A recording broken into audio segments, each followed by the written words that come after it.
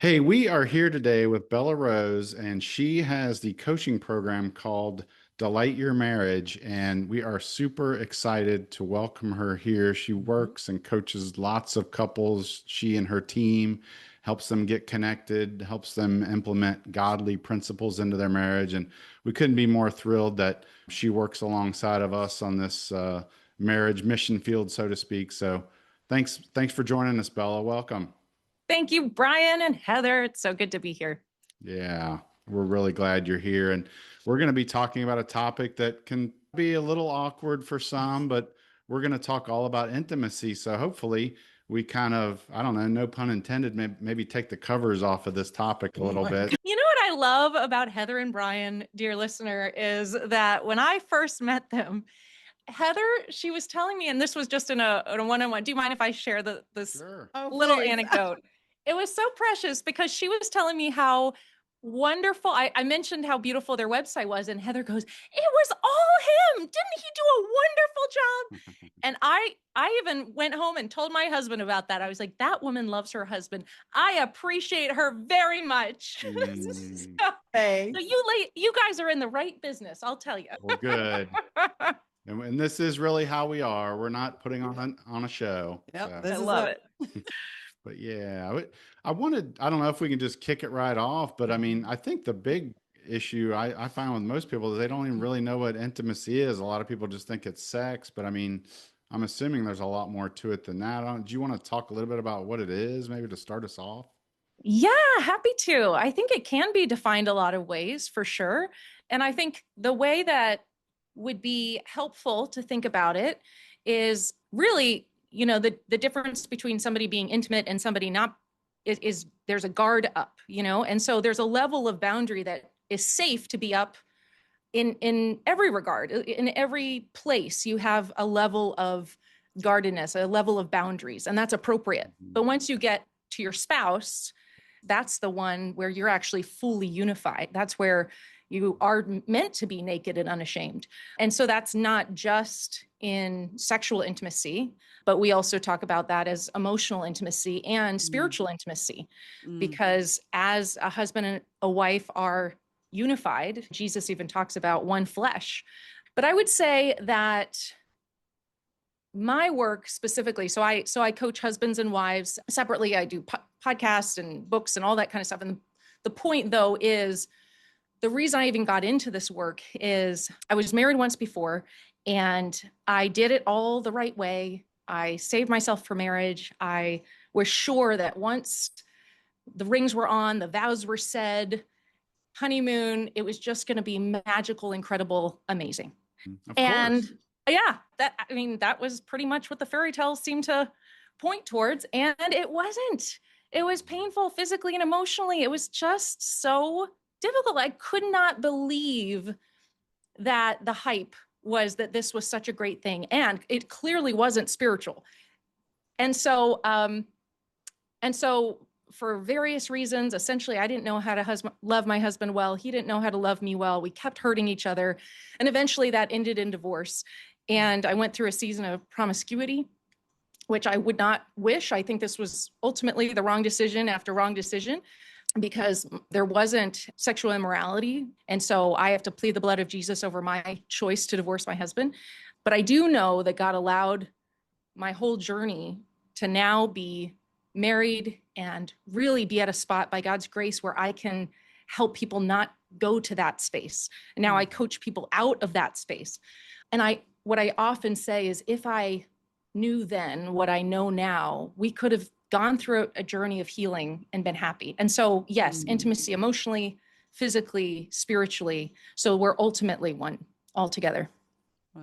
I know, and I appreciate you sharing what you did because I know that was a pretty difficult experience, obviously. And I do love what you said about, knowing that just kind of the way it ended, feeling like, okay, God, was this in your will or your plan? But I think ultimately knowing that God is a God of second chances and he's a redeemer and Yeah. we've also gone through divorce and of Hmm. course been married previously and we've had to wrestle with that too for sure.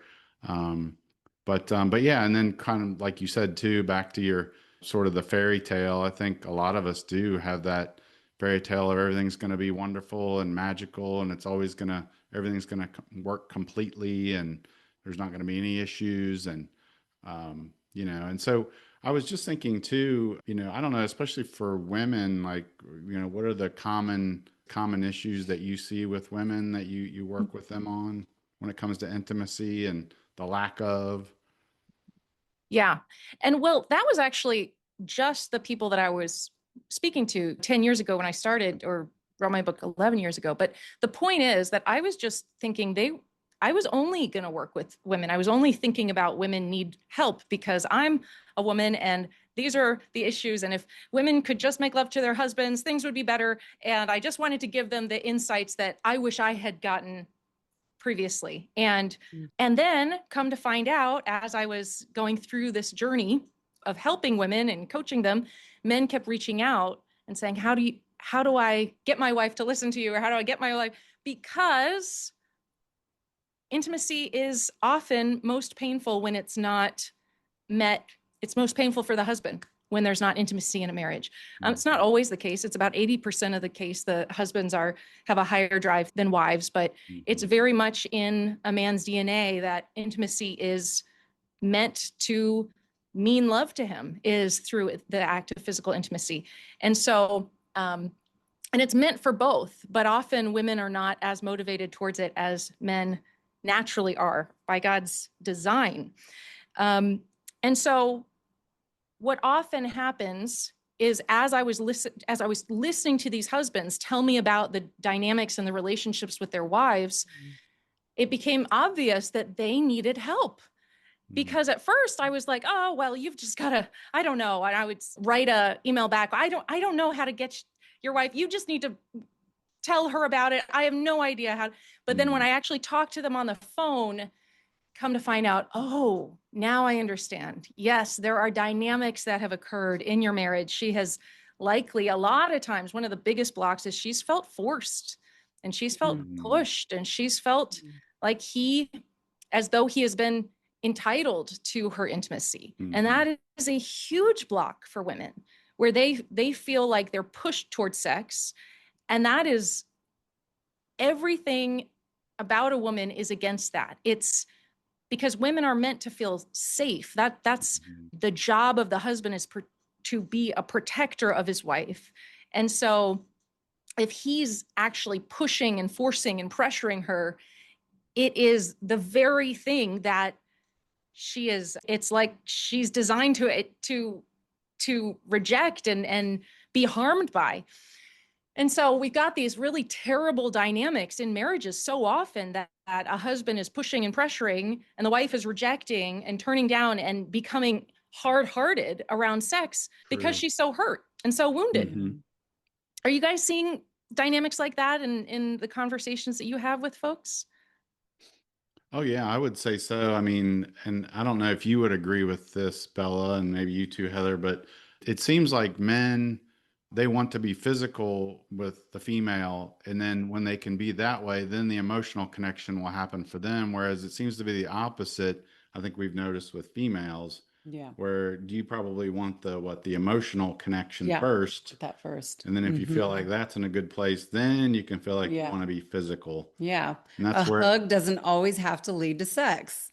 Well, I mean, that's what we hear people for me say. it does. I'm kidding. I'm playing into the stereotype. I know. But it's true. Yeah. Because there has to be that emotional connection and then it could maybe lead to other things, but maybe not every time. It's just, yeah. Right. And so if she feels that pressure and if she feels forced, it actually is the thing that causes her to reject it. So husbands may have to throw up their hands like, well, what do I do? She'll never say yes to me. If I don't initiate, she thinks I'm pushing and she thinks I'm pressuring. So what do I do? My hands are tied. And number one, it's really hard, really, really painful. And it's a cycle of maybe men no longer pressure. Maybe they no longer push. They just stop. They just give up. They hang their head in shame and just don't even try. And they're just in pain. They don't want to risk rejection. They are too hurt by it. And sadly, some women, certainly not all, but some women have heard have heard about this dynamic in a sense of, well, if I don't want sex, I shouldn't have sex. And so it's very damaging to the woman's psyche to think that his sex drive is just as in, if he wants sex and you don't, sex doesn't happen because one of you doesn't want it. And what I ask women to do is to really think through, when you get to the end of your life, when you stand before Jesus, what is it you want him to say? Like, what is it you actually are hoping to hear? Are you hoping to hear, well done? You didn't have to get up off the couch once. You didn't have to serve or sacrifice or do anything you didn't want to. You had a marriage where your spouse sacrificed everything and you didn't have to at all. No. As believers, as followers of Jesus, we literally are looking for our Creator to say, well done, good and faithful servant. Yeah. I feel like we are so, as believers, how often are we even told, be a servant to your spouse? It's so rare. And yet that's exactly who we're supposed to be as followers of Jesus. We want to serve. I love my husband with generosity because I love Jesus, not because he deserves it, not because he's the most handsome man in the world, even though he is the sexiest man alive I have at my house. Thank you very much. He's got a dad bod, but sexiest one out there. He knows I say that. I love it. But yeah, I mean, the point are we in it to be served or to serve? Are we in this life to hear, well done, good and faithful servant, or to hear, well done, you got your spouse to do for you?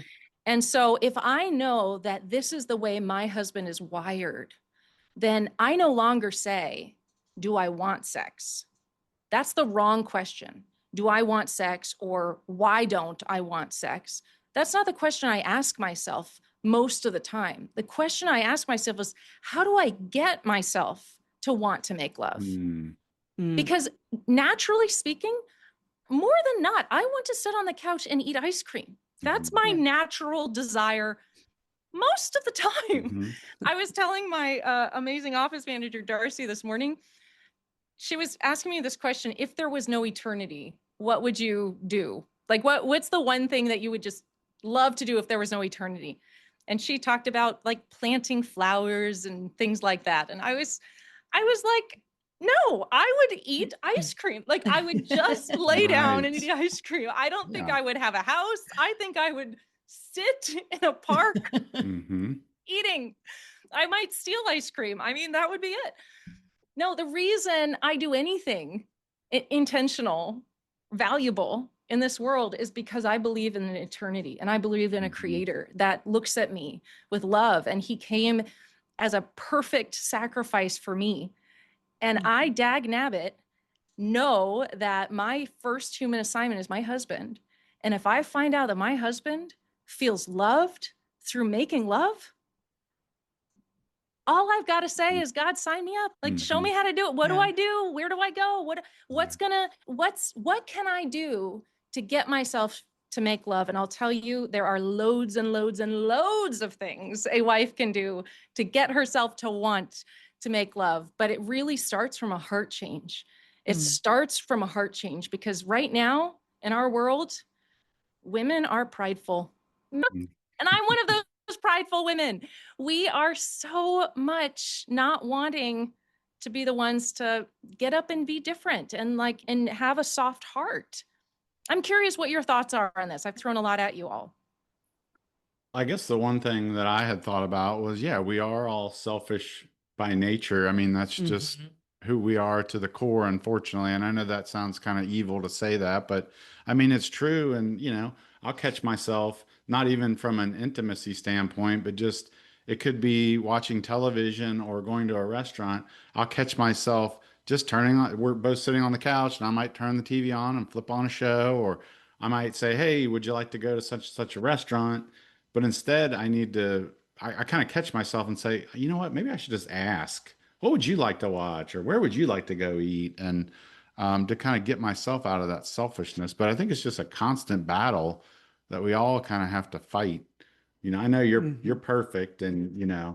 you never I mean, selfish, right, Heather? No, no, just Heather. please, no. I'm kidding. No, we are all that way. But And it's like, what do I want in this moment right now? Do I want to get up off the couch and go enjoy my husband and or Mm, whatever? It's like, yeah, we're tired and we've worked all day and we feel yucky and whatever. And it's like we can come up with a list of reasons, every woman can, of why they don't want to do something. mhm. And, Yeah. yeah. Yeah, and I mean, we this goes maybe without saying, although we probably should say it. If obviously if there's abuse or something like that going on, we're not telling anybody, hey, just give yourself up and do whatever your spouse wants. I mean, we get that there's certain situations, but I think to your point, Bella, for the most part, it is we just kind of have this sort of selfishness or this like what would benefit me the most, and we kind of do need this mindset shift of what can I do to serve and to allow my spouse to feel some pleasure, on occasion, Hmm. for sure. And, too, I will say, to kind of defend the men a little bit, and maybe you already spoke to this, but sometimes we hear from men that if they're getting nagged a lot or criticized or being kind of pulled down, then the last thing sometimes they want to do is have sex. I know I talked earlier about how, well, sometimes us men, we want the physical and then the emotional comes, but I think there is a component of it where we also need the emotional connection. Or if we feel less than or belittled, then, it's just like the energy and drive that we Yeah. have toward our spouses is going to diminish. Yeah. Just Um, like giving up. yeah, It's like, why yeah, bother? yeah. She yeah. doesn't want me. He doesn't want me. Hmm. Why should I make an effort? And that's where so many people are. Yeah. Hmm.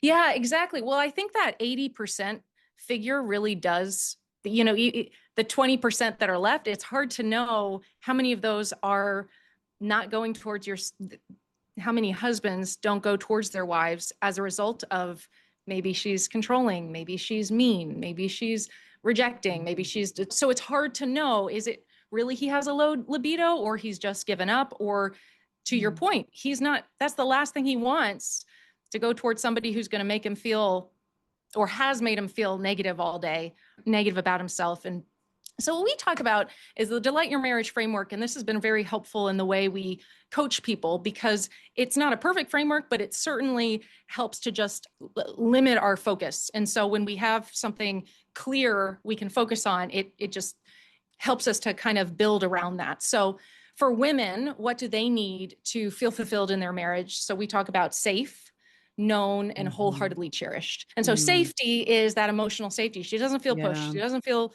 shoved. She doesn't feel like she's put into a box, or she's not accepted, or he doesn't want to listen to her because she's too much or she has too many feelings or emotions. But safe, like he loves her. He accepts her as who she is. It Mhm. Yeah. matters to him how she feels. He wants to listen to her heart. That's Yeah. safety. That's what a wife like, oh, her heart just melts. I feel it in you, Mhm. Heather. Would you Oh, would yeah. you agree? I would agree. Yeah. I want to feel heard and cherished. And like, I want to know when I'm telling him something important, he puts his phone down and he puts his eyes on Yeah. me. Like, Yeah. that makes me feel very, like you said, very cherished and very safe. And just, That's a Yes. yeah. good point because there are sometimes, and I Mm. don't get this right all the time, but I will, like, if you have something important to say, I'll consciously be aware that I'm going to turn toward you and look you right in the Hmm. eyes. Hmm. Again, not perfect with it, but when we Yeah. do that, I think that does something for you. Yeah, Yeah. it's different. It's a lot. I feel very heard in a different way, and I think, yeah. Yeah, that's right. And it's something that's very unique about women. In fact, even little baby girls eye gaze to their mother, eyes to eyes, and far more than little baby boys. Little baby boys, they don't need eye gazing. I have two boys, never got an eye gaze. None. They Mm, they just are eyes all over the place. Missed all my eyes gazing. yeah. But as a husband, dear husbands, I just invite you. Your wife would like some eye gazing. So I get that Hmm. from my husband because he knows how much it matters to me. Yeah. But yeah, to your point, Brian, it is the showing that you're paying attention to your wife, paying Yeah. attention. So it's safe, known, wholeheartedly cherished, known, and you kind of mentioned that already, Heather, the wholeheartedly cherishing. But I'll mention the known piece Hmm. is she wants to feel that she is the only woman in the world that matters to you. I mean, it really, you know, her likes, her dislikes, her passions, what she hates, what she cares about. She wants her strengths, her personality to be known by you and cared about. She's unique. She's a one and only. And as a husband, you have the opportunity to regard your wife that way. And that draws her to him. So that's basically the three main desires of a wife. And for a husband, the three main desires are respect and admiration and wholehearted sexual intimacy. And so respect meaning she doesn't criticize, she doesn't control, she doesn't put him down, doesn't demean, as you mentioned, Brian, doesn't belittle, doesn't correct him and criticize him. Interjects and has to tell the story the right way in public. Oh, I have done that so many times, dag nabbit. Sad but true. So funny. Us women so often, and I've been there. I have been there. We just want to, you know, we don't even realize we're one-upping our husband, and it just downgrades him. It's like we dress him down in public, and it's just like, oh. Have you ever seen the funny meme? It says something like it's a husband and a wife, and the husband says, you know, you've been correcting me for the last 28 years. And her simple response is, no, 29 years. So, yeah. Yeah. And that's, I would be interested to see his face after that comment. Yeah. I just, well, so, you know, so I heard a story not too long ago where a man was talking about how he opened a bank account for his wife, and he and his wife, and they were there, and he got a lollipop off the counter, is like, oh, would you like a dum-dum? She looks at him. I already have one. And you know, it's like one of those, like in our society, it's like, oh, ha, ha, ha, men are dumb and they're idiots and all this. And it's like, are you kidding me? Yeah. Like that is so mean. It is literally the opposite of what his soul craves. And that's the second one, admiration. Like he wants to know that he is your quarterback and you're the cheerleader on the sidelines. Yeah, you're amazing. I see your strengths. I see you go get them. I see you build that website. You're awesome. That's what fills him up and makes him feel like, oh my gosh, I can do what it takes to be who God wants me to be in this life. Like he just can run and so much farther and so much faster with a wife who believes in him. And then that final one is wholehearted sexual intimacy. And sex is really, really important to a husband. And, you know, God designed him that way. So because this is for adult ears only, can I just verify? Yeah. Yes. So when I wrote my book, Delight Your Husband, it's all about the practicals of confidence, passion, and oral sex, actually. And the reason that was very important for, I think, a Christian to write, and somebody needed to do it, so I just had to, was because people need to not have to go to the dark side to figure that stuff out. But the point is that God made a man's member. God made it. Like every woman that is disgusted or rejects or says that is not okay for him to have and do what he, literally the God of the universe designed every bit of those nerve endings that it would fill with blood when it got erect. And dear wives, I think this is the funniest thing that we women don't even understand. It's the craziest thing.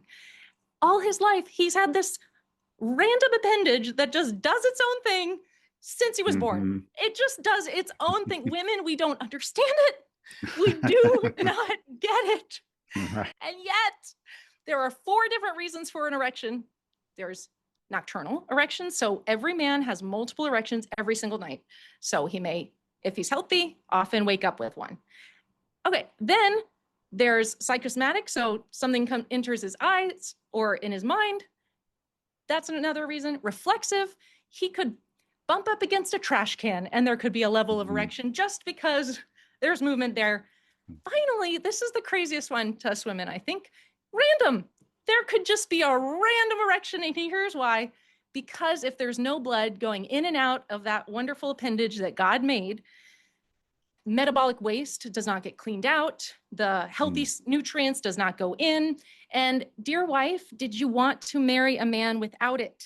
Likely not. And so my invitation to every woman is that this is actually God's gift to your marriage. He is not bad for having a desire. This is literally God's design. And here is just a beautiful representation of why this is so important. And God knew it was so important to a husband.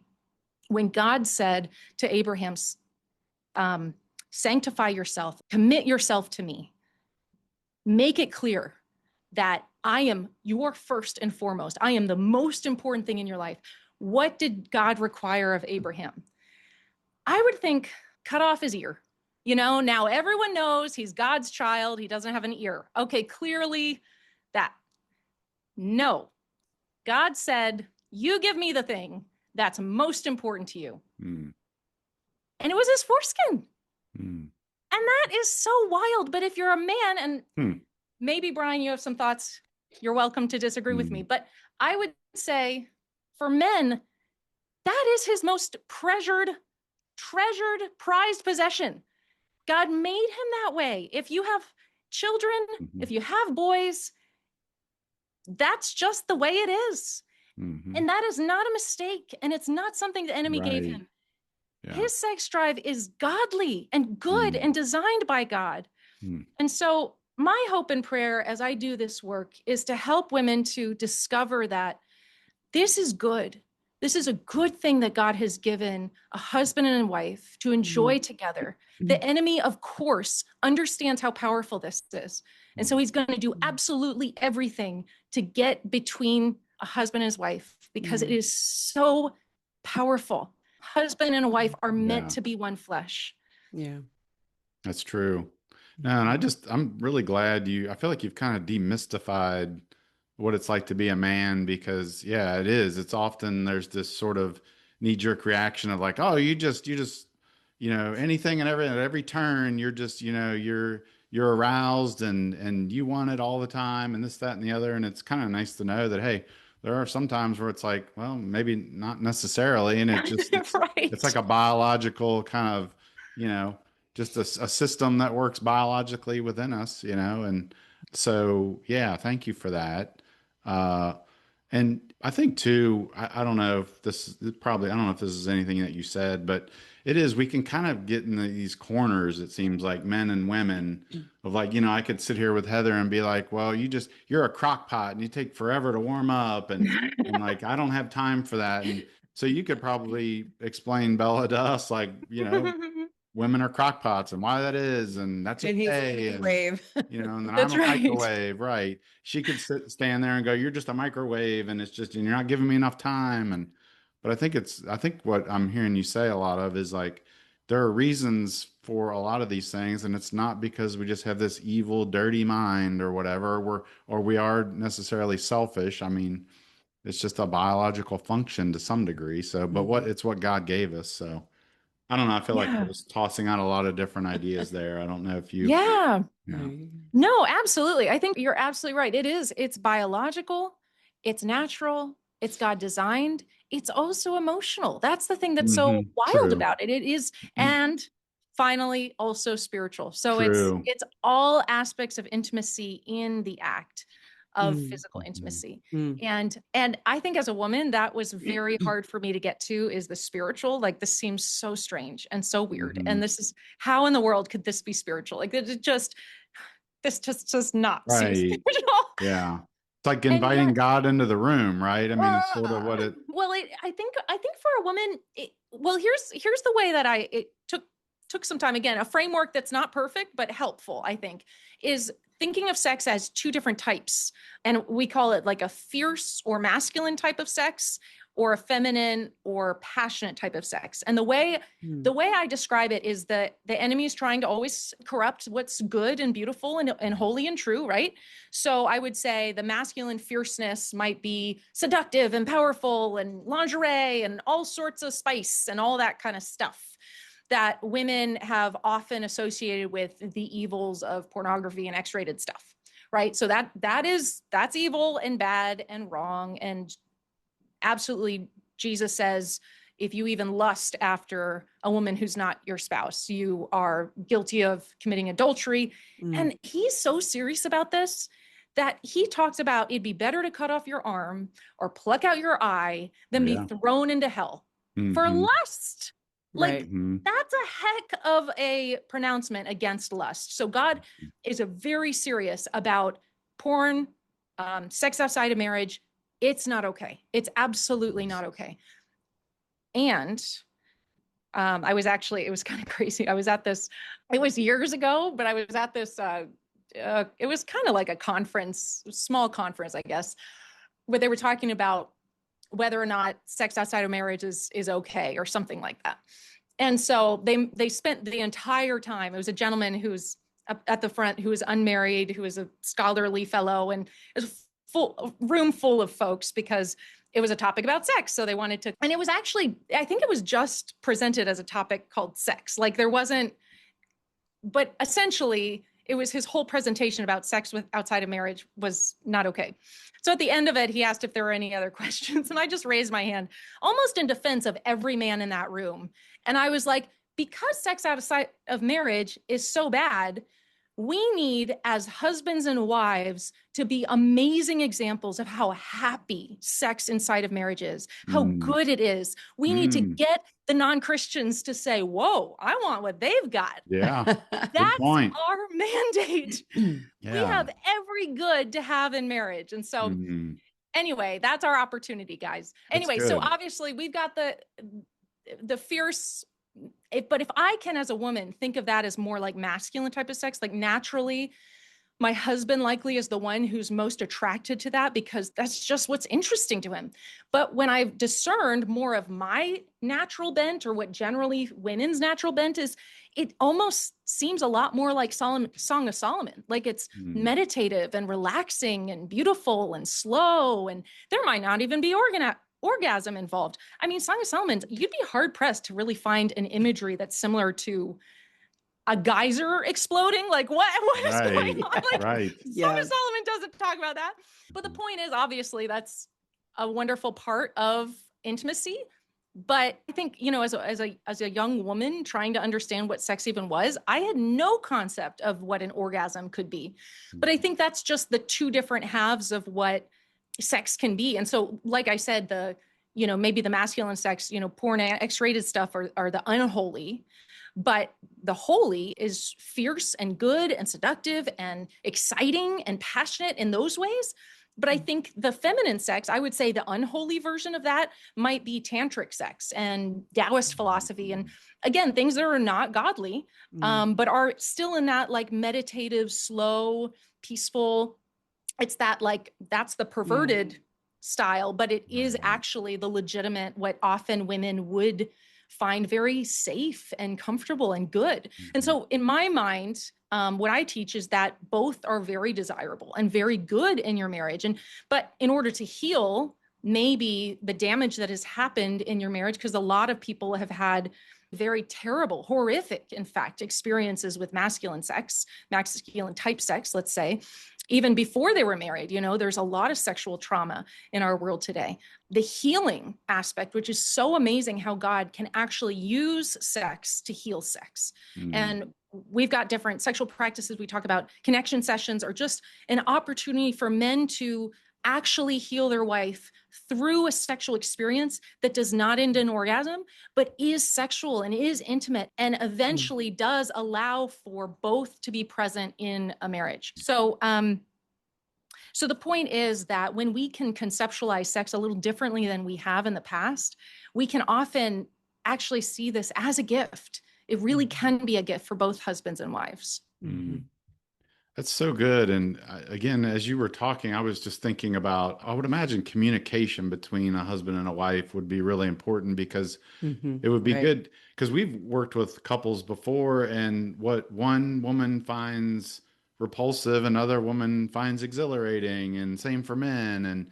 And so I think it's good to be able to dialogue and talk about, like, well, what do you enjoy and what do you not like, and how can we work this together? And so I don't know if you kind of approach things from that standpoint too, of making sure you're communicating about what you like and what you don't like, and try to work on that together. Right. Yeah. Absolutely. Yeah. So that some people will be like, aha, Brian, you picked it out. My wife will never talk about this topic. Mm, Or same with wives. They might be at the same spot of, my husband would never talk about this. true. However, That's not always the case. But so if you think about where you are 0 to 10 on the marital health spectrum, so if you're at a 3 out of 10, yeah, your spouse probably is not going to want to talk to you about sex. But if you can go through a healing journey and love your spouse and do the journey of healing your marriage, and you get to like an 8 out of 10, your spouse more than likely is at a far greater potential of having conversations around this. And maybe they're not going to be as deep and full and specific as you would be at a 9 out of 10 marriage, but that's really the potential. So it's just one of those, it's kind of like an order of operation thing. So if is somebody at a really low marital health, they really are broken, it's probably not the right time to talk about sex. But as you really put in the effort and intentionality to heal your marriage, when it's the right time, absolutely, those conversations are good to have and absolutely can be important.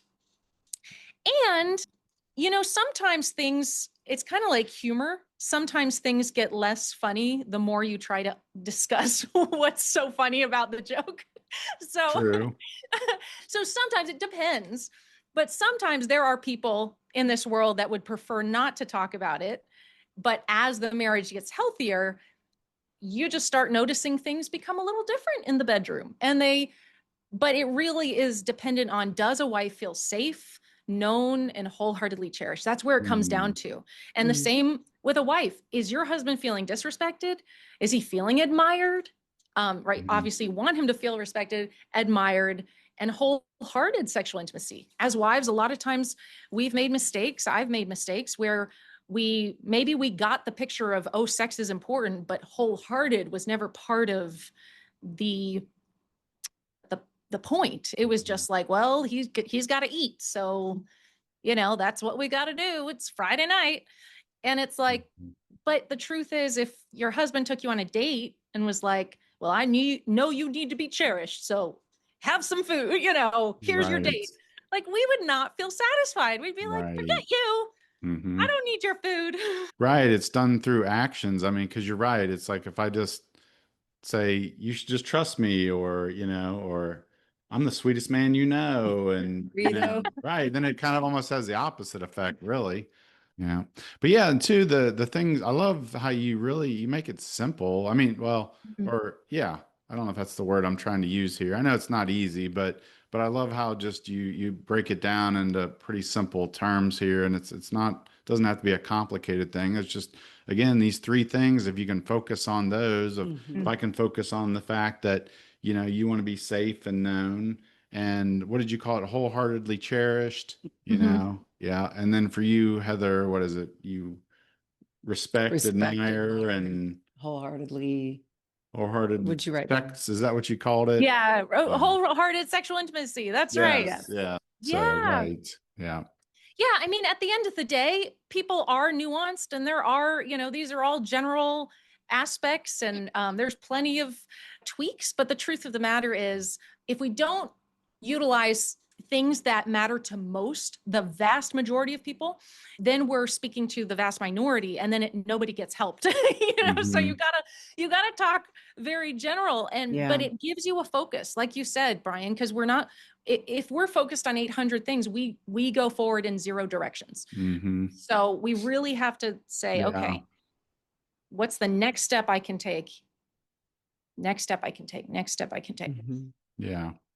Yeah, and I love this too, because I think we hear from a lot of couples, and it does seem like it is more the woman where she's just got 800 things on her mind. It's like we've had couples before that, like where the female is like, I just don't want to have sex because I've got this going on and that going on and this stress and that stress. And Can't put it down. And again, I know it's not easy to bring yourself out of that. But again, I love how, like, if you can just funnel your thoughts through these three things, it will go so much better for you. That's right. That's right.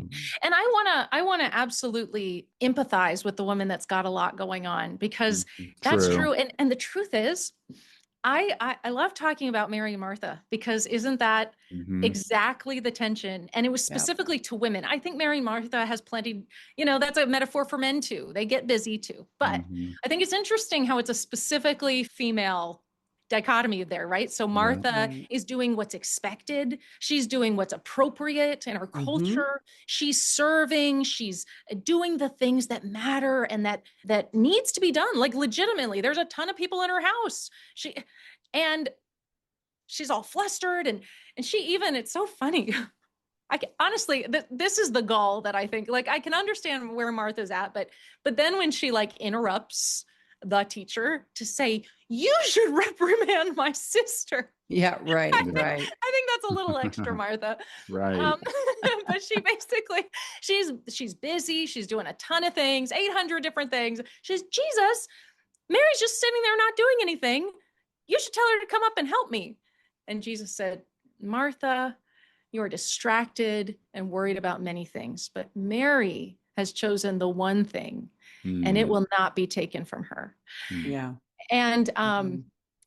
and the good part, it will not be taken from her. And the point is that it's not exactly the same in terms of, Mary's chosen Jesus, right? But it is exactly the same in that if you're choosing to live as Jesus invites you to live as a wife, then this is your opportunity. This is your first human assignment, higher than your kids.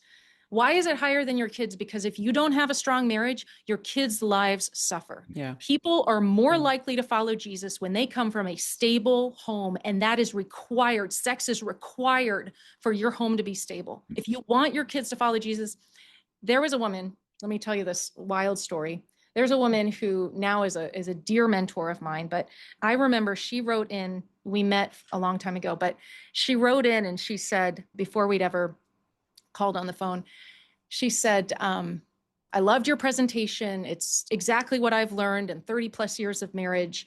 I have 8 children. And she said, the very best thing I can do for my children's eternity is make passionate love to their father. mm, It's just like, yeah. it just goosebumps me even now. And like, it's just like, I cannot make up stability in a home. Like, you cannot force that. Sex is absolutely God's gift for unity. Yeah. That's what Jesus says. One Right. flesh. It's Yeah. not the same dish towels. It's not even the same street address. Like, it is flesh on flesh. Um, and so, dear wives, I can absolutely empathize with you. So can Martha empathize with you having tons and tons and tons of stuff on your plate. But when we realize at the end of it all, I want to hear, well done, good and faithful servant. And Mhm. so I'm going to go towards intimacy and learn how to enjoy it, learn how to be pleased by it and have fun, have a great time. Like, maybe your motivation to go towards it is first and foremost because your husband's motivated towards sex. Fine. But after that, you're going to find, dear wives, you're going to find that sex is actually designed for your enjoyment as well. It should not stop with, okay, well, how can I just make him happy? Maybe that's the first step. But after that step, you can actually find something that's playful, that's fun, that it's enjoyable, that's godly, that's spiritual, that teaches you more about who God wants you to be in this world, that makes you a better mom, that makes you a better friend, that makes you a better lover of Jesus. Mhm. And that's the opportunity when we go towards it with the right heart. It's all at the end of the day, and I'll just wrap up with this. At the end of the day, it really is about our hearts. And that's what Jesus is after. Mhm. Love the Lord your Mhm. God with all your heart. Yeah. That's That's so good. good. Wow, this has been amazing. I'm so glad we went down this road with this topic because again, I don't think it's talked about enough. And again, I'm so glad of how you've demystified and really brought it to the table, so to speak, to where it's all easily digestible and understood by all of us. I don't know if you feel the same way, Mhm. Heather, but Yeah, I think it's yeah. good. I like the way that you said this is what the wife needs and this is what the husband needs, and then we can, yeah, Yeah. go from there and maybe, the more that we pour into each other and put each other first and serve our spouses, we the more that we communicate about things, then that stuff in the bedroom can get better.